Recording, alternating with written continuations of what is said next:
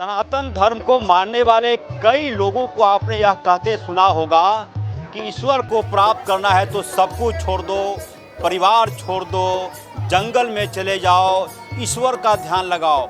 लेकिन इसी धरती पर कुछ ऐसे लोग भी हुए जो यह कह गए कि आप परिवार के साथ रहिए, सब कुछ कीजिए, अपना काम धाम भी कीजिए और उसी दौरान ईश्वर को खोजने की कोशिश भी कीजिए।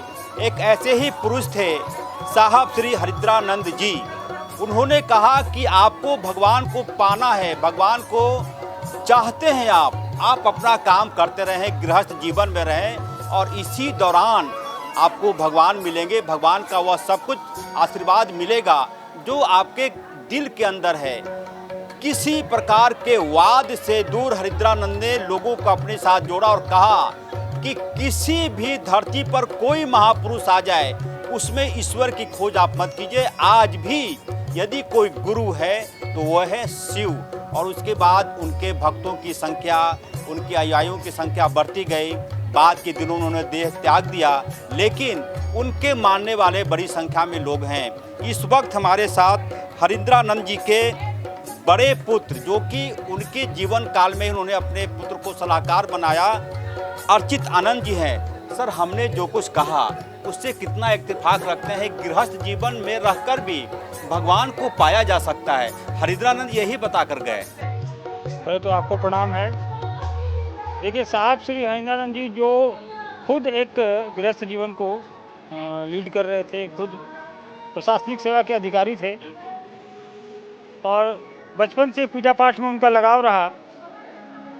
तो हमेशा कहते थे कि लोग कहता है, पुराने लोग कहते हैं कि भक्त को भगवान के पास जाना पड़ता है।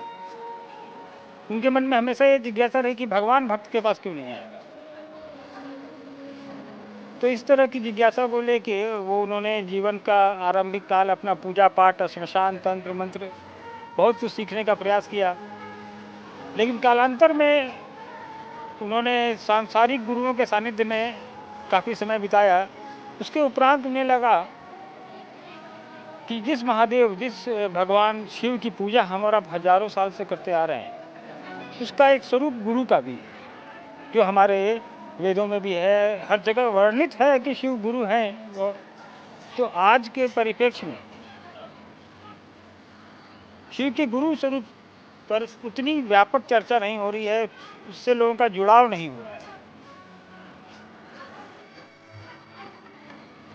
तो उन्होंने कहा कि भैया, महादेव जब भगवान के रूप में हमको सब कुछ दे सकते हैं, दूसरे गुरु के पास क्यों जाए? और वो गुरु का भी काम कर रहे हैं, तो फिर हम सांसारिक और शारीरिक गुरुओं के पास क्यों जाएं? वैसे भी अर्चित आनंद जी, हमने देखा कि इसी भारत में कई ऐसे लोग हुए जिन्होंने अपने आप को भगवान मनवाने के लिए तरह तरह का नाटक किया, तरह तरह की ऐसी क्रियाएं की जो कि एक प्रकार से आर्टिफिशियल था। लोग मानते, जब मैं किसी का नाम नहीं लूँगा, मेरा अधिकार नहीं है। लेकिन हरिद्रानंद जी ने कहा कि भाई शिव को मानिए आप। सावन का महीना है, पवित्र महीना है, शिव में कितनी शक्ति आप देखते हैं, खुद का अनुभव रहा होगा आपको। देखिए, शिव की शक्ति का अंदाज़ा इसी से लगाइए कि जो सांप आपको सड़क पर दिखाई देता है, आप उसको डंडे से मारते हैं और उसी सांप को शिवलिंग पर उठा के रख दीजिए, तो पत्थर के शिवलिंग के संपर्क में आने मात्र से वो पूजित हो जाता है। तो आप महादेव के संपर्क में जाएंगे, महादेव के संपर्क में जाएंगे तो व्यक्ति जिसके पास अपनी समझ है उसकी क्या स्थिति होगी, वो स्वतः पूजनीय हो जाएगा। उसको ये समझाने की जरूरत नहीं है कि मैं पूजनीय हूँ, उसका आचरण बता देगा कि वो महादेव के साथ, महादेव के सानिध्य में जुड़ा हुआ है, वो दिखेगा।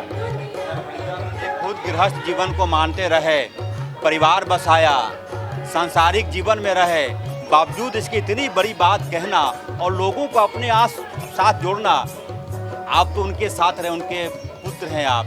कभी लगा कि एक ऐसा काम है, हो सकता है विरोध हो, कुछ ऐसे लोग आलोचना करें, ऐसे लोग अटैक करेंगे जो कि जिनकी दुकानदारी बंद होने की खतरा है? तो ऐसा वाकया? देखिए, ऐसे वाक़ये तो बहुत हैं, लेकिन हम उस वाक़ये को छेड़कर किसी विवाद को जन्म देना नहीं चाहते। महादेव की बात करते हैं और महादेव विश्व के सबसे सनातन और पुराने देवता हैं। तो हमारा भी मानना है कि इस धरती पर पैदा हुआ हर एक व्यक्ति वो ये पात्रता रखता है कि महादेव को अपना गुरु बना सके। साहब ऐसा कह के गए हैं और साहब ऐसा दिखा के गए हैं।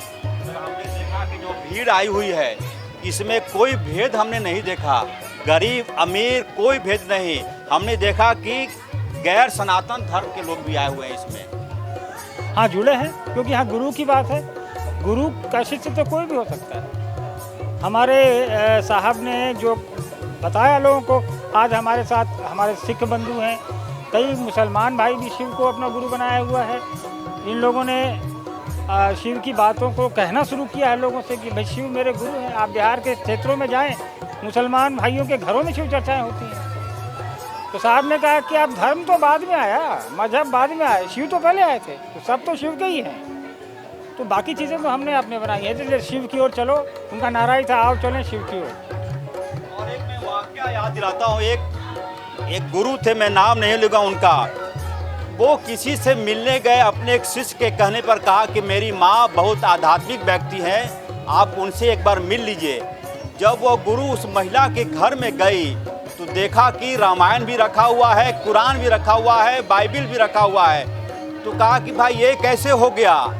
तो कहा कि सर हमने कहा था कि मेरी माँ आध्यात्मिक व्यक्ति है, धार्मिक नहीं कहा था।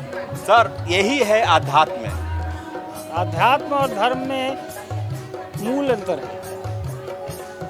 और धार्मिक तो व्यक्ति को अलग अलग इस पंथ में मजहब में बांट देता है। अध्यात्म सबको एक करने की विधा है। वहाँ पे किसी धर्म और संप्रदाय की बात नहीं होती। अध्यात्म तो भगवान महादेव गुरु से मिलने की एक विधा है। आनंद जी, मैं आपको बधाई देता हूँ कि आप इतनी बड़ी बात कह रहे हैं। और ईश्वर अभी कहते हैं कि मुझे पाने के लिए कोई ज़रूरी नहीं कि आप अगरबत्ती लेकर जाएं, ये मिठाई लेकर जाएं, प्रसाद लेकर जाएं। जहाँ आप खड़े हैं वहीं से इच्छा हो आप मेरा नाम पुकार लीजिए, मैं आ जाऊँगा।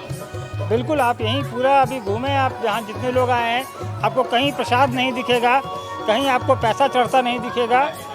यहाँ पे जो भी आते हैं वो साहब और दीदी जो जिनका जन्म दिवस है उनसे आशीर्वाद लेने आते हैं। ये जगह साहब के रहने की जगह है, एक ऊर्जा है यहाँ पे। और ऐसे भी कहा जाता है कि जहाँ साधु संत रहते हैं वहाँ एक ऊर्जा होती है। तो उस ऊर्जा से ओतप्रोत हम लोग भी हैं, ये लोग भी हैं। जी का जो एक प्रकार से परंपरा है उसको बढ़ाने में आप कितना मदद कर पा रहे हैं? देखिए, हम लोग को साहब ने ये बताया है कि ये जो चीज़ें हैं, शिव की शिष्टता, शिव के गुरु स्वरूप से लोगों का जुड़ाव, बचपन से मैंने देखा है। साहब ने निस्वार्थ अपनी तनख्वाह से लोगों को जोड़ा है, इससे प्रयास किया है। साहब ने कोई व्यवस्था नहीं बनाई, साहब ने कोई अपने लिए पूरे जीवन में एक कट्ठा ज़मीन नहीं खरीदा, उनका कोई घर नहीं है जो उन्होंने बनाया हो। तो वो सिखा कर गए हैं कि महादेव की बात करो, लोगों को जोड़ते चलो। यही जीवन है और जीवन यापन के लिए काम हर आदमी करता है, वो करते हैं। आनंद जी की आंखों को देख रहा हूँ, उनकी आंखों पर थोड़ा कैमरा फोकस करेंगे, लगेगा जैसे कि आस्था का सैलाब उमड़ पड़ रहा है। ये चीज़ें सर पिताजी ने सिखाया था कि आपको ऐसा बनना है, या फिर खुद से ये सुओ मोटो आया आपके अंदर? नहीं, ये तो माता पिता का संस्कार और महादेव की दया है कि आपको ये चीज़ें मेरे अंदर दिखाई दे रही हैं। और उनकी दया रहेगी तो लोगों को महादेव तक जोड़ने में हम लोग जो प्रयास है वो निरंतर जारी रहेगा। और इस वक्त हमारे साथ बरखा आनंद जी भी हैं। दीदी आपको बहुत बधाई कि कम से कम कहा जाता है कि आधुनिक दुनिया में बच्चे धर्म से दूर हो रहे हैं, आध्यात्म से दूर हो रहे हैं। आप क्या देख पा रही हैं? नए जमाने की लड़कियां यहाँ आई हुई हैं। हाँ जी, क्योंकि ज़्यादातर जो है बचपन से ही शिव शिष्य हैं। कितने बच्चे तो गर्भ से ही शिव शिष्य हैं। तो स्वाभाविक है जो गर्भ में भी जब अभिमन्यु ने सारा ज्ञान सीख लिया था, तो यहाँ शिव की बात अपने माता पिता से सुनने वाले बच्चे जो गर्भ में सुन रहे हैं, उनके तो संस्कार में रच बस रहा है ये। तो जैसे वो आगे बढ़ रहे हैं, युवा हो रहे हैं, तो एक नई पीढ़ी सामने आ रही है। आपके अंदर कभी ऐसा लगा आपको कि जो हरिद्रानंद जी की जो संस्कार थी, जो परंपरा थी, उसकी कोई झलक आपने आप में अंदर देखा? कभी आपने ऐसा कोई वाकया, ऐसा कोई स्वप्न, ऐसा कोई घटना? देखिए, जब भी महादेव की बात होती रही है, साहब और दीदी के सानिध्य में बैठने सुनने का बहुत बार मौका मिला। सौभाग्य है ये मेरा क्योंकि कुछ अच्छे कर्मफल होते हैं जो किसी न किसी रूप में मिलते हैं। तो इस जीवन में यही सबसे बड़ा उपहार मिला। और जब भी वो जैसे ज़्यादातर योग में कहते हैं ईरा और पिंगला जो है एक कुछ घंटे तक एक तरफ से सांस चलती है, फिर सांस की दिशा बदलती है। लेकिन साहब के सानिध्य में जब भी हम लोग बैठे रहे तो दोनों सांसों पे संतुलन के साथ दोनों तरफ से सांस की गति एक जैसी स्थिर संतुलित। जो इस मौके पर आप याद करना चाहें और लगे कि वह हुआ कि जीने की प्रेरणा देता है। ये सबसे बड़ी बात है कि उन्होंने कहा कि सीधे महादेव को गुरु मानो और स्पष्ट संदेश दिया है। शिव ही हमारे गुरु हैं, शिव ही हमारे गंतव्य है, शिव ही हमारी गति भी है और शिव ही गुरु रहेंगे हमेशा। कोई दूसरा वरिष्ठ नहीं होगा, कोई दूसरा अगुआ नहीं होगा। जब महादेव स्वयं है तो किसकी जरूरत है।